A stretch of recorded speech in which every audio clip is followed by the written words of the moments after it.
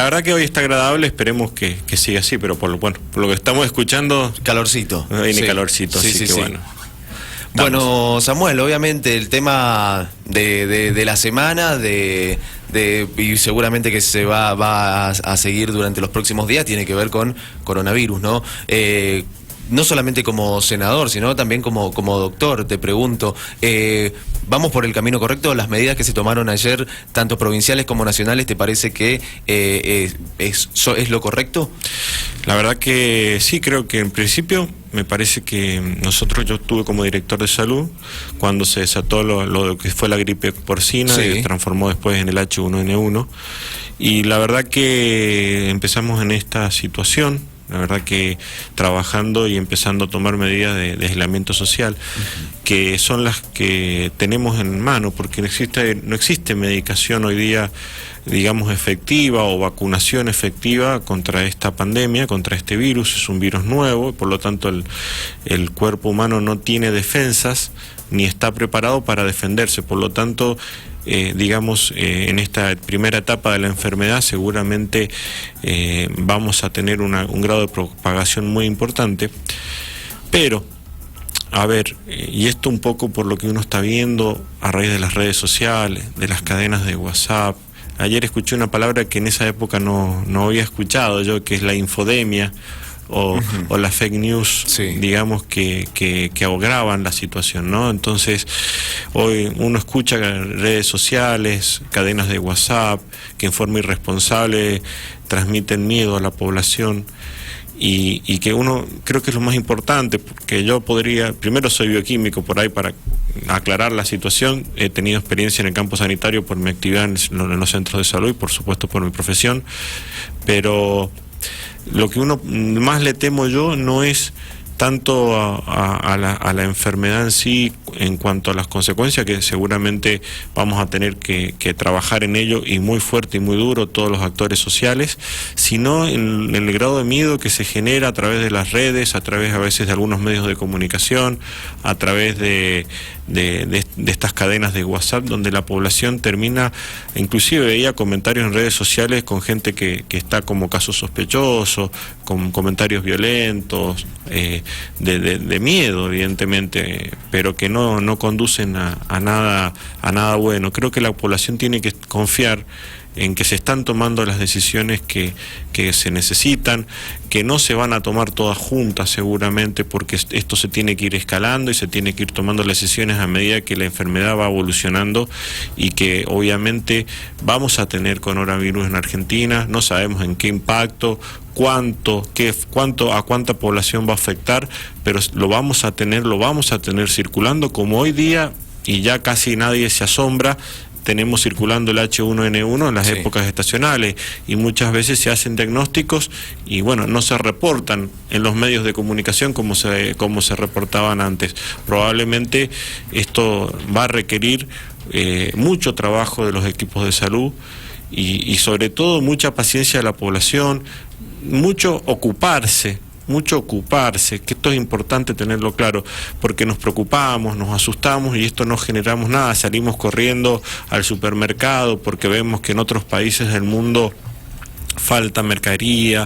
Bueno, creo que hay que empezar a transmitir que la gente debe tener la ocupación, pensar en la enfermedad y sobre todo hacer caso a los canales oficiales de comunicación. Llámese Ministerio de Salud de la Nación, Ministerio de Salud de la provincia, o en los efectores locales como la Dirección Municipal o Área Sanitaria y Hospital de acá de San Rafael. Creo que eso es lo más importante, escuchar, aprender, entender claro que el lavado de manos es fundamental, que hay que tomar ciertas precauciones que probablemente en otras épocas no las tomamos, seguro, reducir el contacto o el agrupamiento social.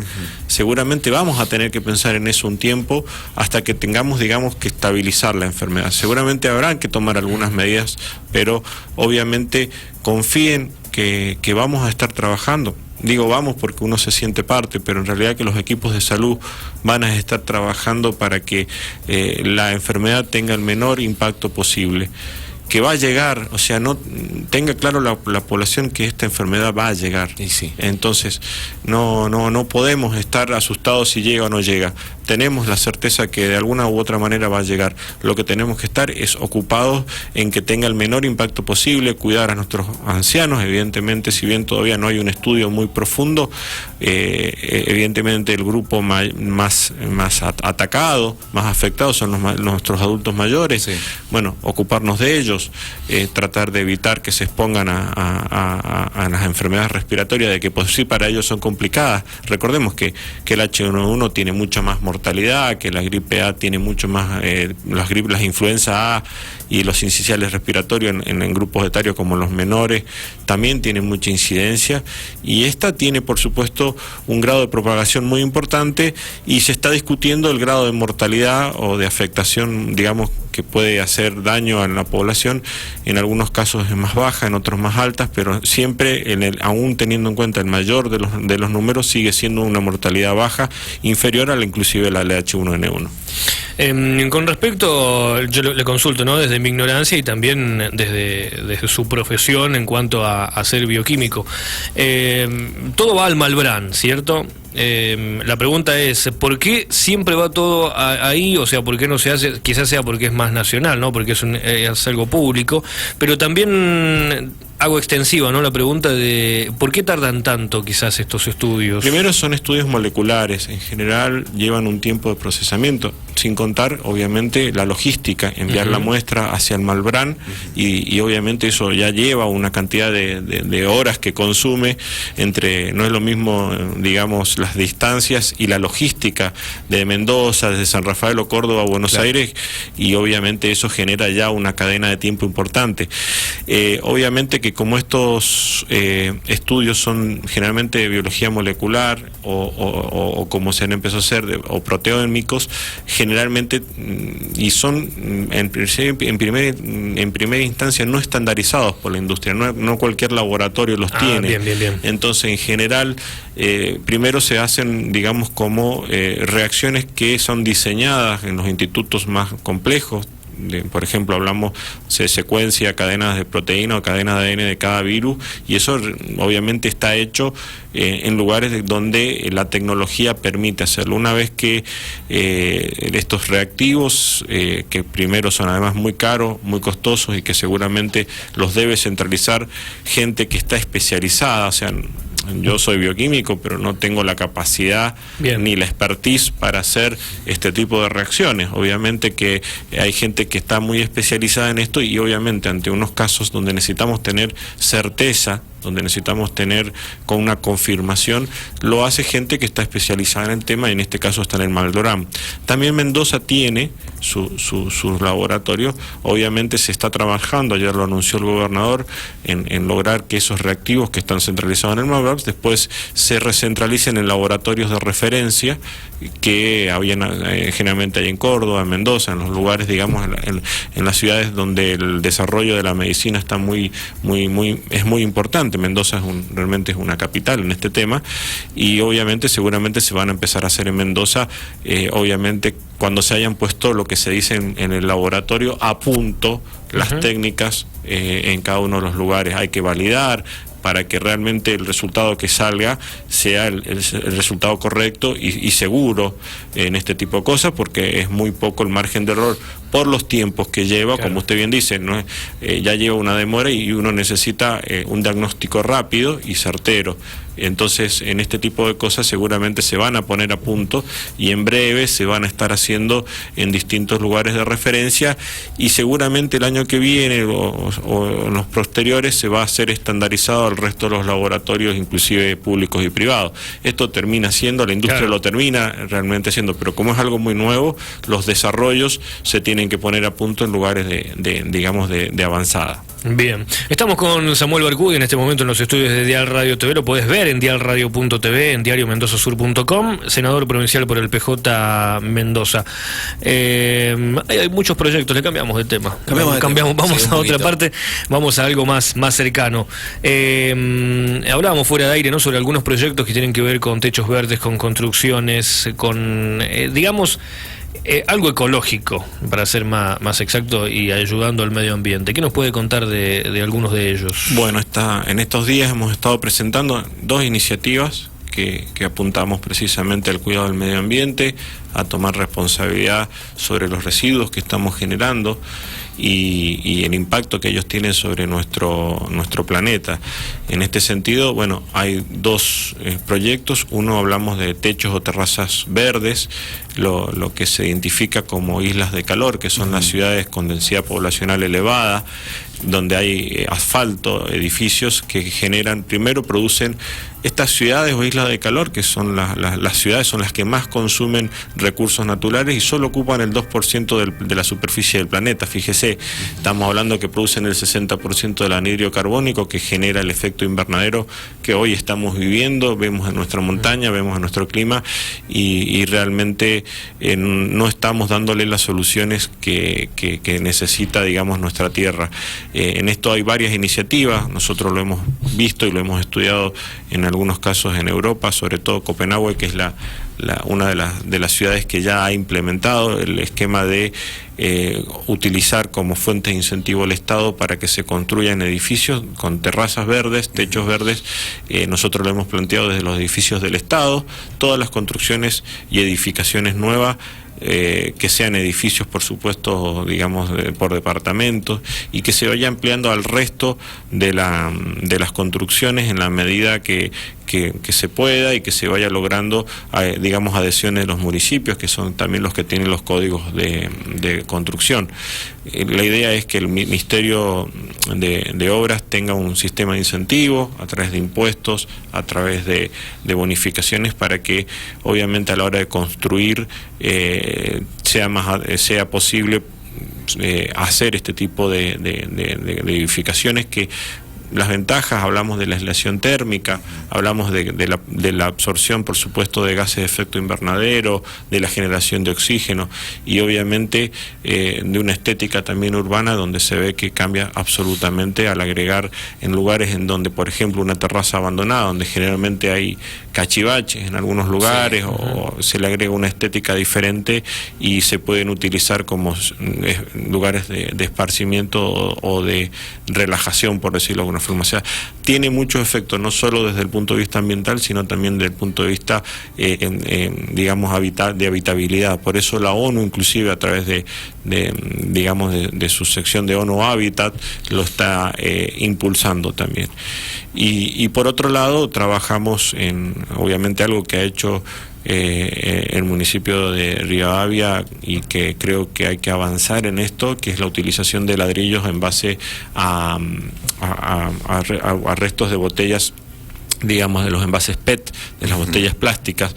El CONICET acá en Mendoza ha desarrollado una formulación donde esto se granula, por supuesto, se hace una pasta y se transforman en ladrillos, y obviamente todo este residuo y este material también se transforma en un material de construcción que también tiene primero, retira del medio ambiente un residuo que tarda muchísimos años en degradarse, que genera un impacto ambiental muy importante. Por otro lado, es una construcción mucho más económica, es antisísmica, es también aislante, tiene el plástico, sabemos que es un aislante muy importante, y obviamente que además genera una economía se genera una economía paralela, porque la recolección, el procesamiento de este tipo de botellas ayuda también a que existan fuentes de trabajo para poder procesar este tipo de material. Creemos que la provincia debe avanzar en un convenio con el CONICET para que tenga la posibilidad de utilizar esta formulación, y que vaya incorporándola en las empresas que vayan licitando para casas del IPB, obviamente vayan incorporándola como materiales de construcción, y que tengan, digamos, una prioridad en las licitaciones si presentan este tipo de proyectos. Y por otro lado, invitando también, volviendo al tema del código de construcción de cada municipio, invitando a los municipios a adherir a esta norma para que también se incentive la producción y la utilización de este tipo de material. ¿Son ladrillos que se manipulan de la misma manera que un ladrillo habitual, el común, el que conocemos todos? Digamos, se van ensamblando exactamente. Ajá. ¿Con cemento también, así, de las mismas modalidades? Lleva una formulación especial, pero Ajá. obviamente que el manejo obviamente no es exactamente el mismo tipo de utilización, pero bueno, el manejo es digamos sería similar. Claro.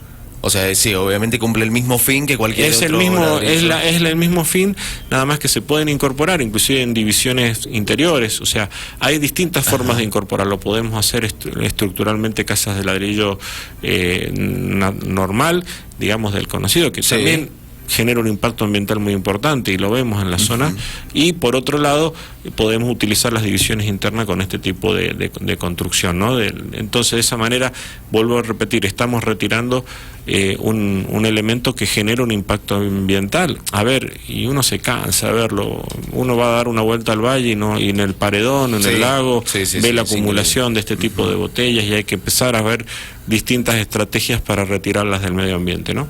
Claro. Sí, bueno, fantástico. lo llevo a otro lugar un poquito más ya, digamos, engorroso, lo llevo al presupuesto. Uno de los temas de la semana también, ¿no? Ha sido un tema, ¿no? Que casi fue polarizado por el coronavirus, pero no logró, ¿no? Porque ha sido algo bastante interesante, inclusive se ha visto cómo han habido discusiones bastante fuertes. Está bueno que existan también discusiones bastante fuertes dentro de quienes representan al pueblo mendocino, pero bueno... ¿Qué visión tenés vos con respecto a esto que ha pasado con el endeudamiento? Que la UCR dice que el endeudamiento que quiere la provincia está bueno, desde el PJ se dice que en realidad no es tan responsable. ¿Qué nos podés decir? La verdad que esto se ha polarizado y es lo que no pretendemos. O sea, pareciera que acá hay buenos y malos y no es así la situación. Acá hay una situación económica que estamos viendo que inclusive se va desarrollando día a día, y que la pauta de gasto que planteó el Ejecutivo para este año, hoy día con los ingresos que tiene la provincia no se condice. Tenemos una crisis en el petróleo, donde el valor del petróleo ha bajado terriblemente, y eso afecta los ingresos de la provincia por sus regalías. Las exportaciones que tenemos a Brasil con la situación económica que estamos viviendo, o es otro parate que tiene la provincia en ingresos económicos, porque obviamente uno de los clientes más importantes que tenemos es el Mercosur, la República de Brasil, claro. y no está comprando en la cantidad que debería. Ni hablar del tema de bolsas, de divisas, que está todo en picada. Entonces estamos en un contexto económico muy difícil, donde lo que la provincia tiene presupuestado o tenía como pauta de ingresos hablamos, no estamos hablando todavía de presupuesto, hoy día se ha quedado totalmente atrasado y desactualizado. Por otro lado, a ver, la situación de darle un cheque en blanco. O sea, nosotros cuando nos encontramos la pauta de gasto, encontramos que pedían 300 millones de dólares sin ninguna pauta de gastos detallada. O sea, apareció y sobre todo donde había una cláusula en donde estos 300 millones iban a ser durante los 4 años de la gestión, sin control alguno, y en donde era totalmente discrecional. Nosotros desde el PJ lo que pedimos es, la situación hoy día invitaría a cualquiera a tomar un préstamo en pesos, o ni hablar en dólares, cualquiera, a ver, salvando las diferencias. La economía de un Estado es la economía de la administración de una casa. Obviamente que se entiende que tiene otras complejidades, pero a veces para bajarlo al terreno más práctico, ¿no?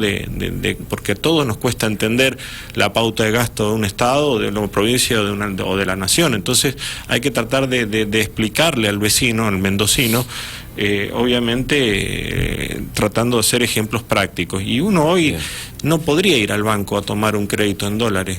Si estamos teniendo una previsión económica muy compleja. Ni hablar de que en la pauta, este es un gobierno que tiene continuidad. Empezó Cornejo, siguen los funcionarios de Cornejo, hoy gobierna Suárez. No sabemos si los funcionarios de Cornejo responden a Cornejo o responden a Suárez, pero en definitiva, ya Cornejo tomó 500 millones de dólares. Hablan de que se generó empleo. que el endeudamiento genera empleo. Durante los 4 años Cornejo creció el desempleo, cayó el Producto Bruto. Entonces, la verdad que no es decir vamos a tomar crédito y no vamos a detallar qué vamos a hacer, qué obras vamos a hacer. Después apareció un listado en donde no tenían pauta de gasto, o sea, se hablaban de obras, que son las que hablan hoy día, y se hablaba en detalle de obras que en realidad no tenían ni siquiera el número, y uno puede seguir entrando a la página donde está la pauta de presupuesto, el proyecto de presupuesto, y es un listado de buenas intenciones, pero en ningún caso figura cuánto se iba a gastar, cuánta deuda se iba a tomar, cuánto iba a ser la contraparte provincial, que también hay que tenerla en cuenta, porque uno toma, cuando tomas un préstamo, hay una parte que la pone, digamos, el banco, el que te presta, y otra parte que la pone la contraparte provincial. Así que en esto hay una discusión. Nosotros desde el PJ, sobre todo, y el intendente Félix ha tenido una predisposición de trabajar con el Ejecutivo para darle un detalle de deuda primero, que sea racional, que sea pagable, sustentable, y por otro lado que permita una distribución de las obras en el resto de nuestra provincia mucho más federal.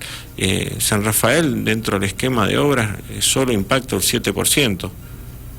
Y después tenemos obras millonarias en el Gran Mendoza, que se distribuyen. A veces cuando vos lo ves, está bien, te ponen por departamento, pero en realidad la región metropolitana actúa como un único organismo. O sea, estamos hablando en general de Godoy Cruz, Las Heras, Ciudad, Guaymallén. Si bien uno lo ve por departamento, quizás es un poco menor, pero cuando suma toda la región metropolitana, la cifra obviamente se va a cifras mucho más importantes. Por otro lado, también nos piden que tomemos deuda para que la región metropolitana pueda gestionar sus residuos sólidos. San Rafael, General Alvear, Maipú, bueno, el resto de la provincia, cada municipio en menor o mayor medida ha ido resolucionando su situación de la gestión de residuos de mejor o menor manera, pero ha ido avanzando. San Rafael empezó con la tombina, empezó a trabajar digamos con lo reciclado a través de los puntos de recolección, o sea, se va avanzando y no ha venido ni el gobierno provincial ni el nacional a resolver la situación, lo ha hecho cada municipio. ¿Por qué los sanrafalinos, los mendocinos, tenemos que pagar una deuda millonaria, que no es clara tampoco, de un proyecto del GIRSU para resolverle los problemas a los intendentes de la región metropolitana que, como dije en el discurso, no lo supieron resolver? ¿Por qué nos castigan a nosotros por malas gestiones del señor Mingorance? Que antes que el gobierno de Macri decidiera transferir esto a las provincias, la nación se hacía cargo de la gestión de residuos sólidos en estos tipos de proyectos y la provincia no hubiera tenido que pagar un peso. Bien. Pero como no presentaron los papeles, y obviamente después las condiciones económicas en el gobierno de Macri cambiaron, hoy día Macri en ese momento transfiere esa gestión de residuos sólidos a las provincias y la responsabilidad. Entonces nos tenemos que endeudar porque un funcionario del gobierno actual y de Cornejo, o sea, por eso quiero marcar que a veces nos hablan de un gobierno nuevo y es la continuación del mismo gobierno, no presentó los papeles en tiempo. Entonces, nadie está cerrado a dar endeudamiento. Nadie está cerrado para que se hagan obras. Nos hacen una chicana permanentemente de que no se van a hacer estas escuelas, que no se van a hacer el Hospital Noti, pero el Hospital Noti de golpe se le pidió el plan de obra. Yo el miércoles pasado en la Comisión de Hacienda y me dijo el presidente del bloque, se lo vamos a acercar para que ustedes nos puedan aprobar el endeudamiento. Llegó el día martes de la sesión y nunca vimos ni el plan de obra ni el presupuesto. No llegó. Claro. Nunca llegó. Entonces, evidentemente, y después, inmediatamente que no se le dieron los 2/3 por la deuda, aparece la plata misteriosamente para el Hospital Noti en el presupuesto normal. Hoy día la obra del Noti tiene presupuesto en el presupuesto normal. Entonces, hay cosas que son muy desprolijas, que no están claras y que por lo tanto eso no lo podemos avalar.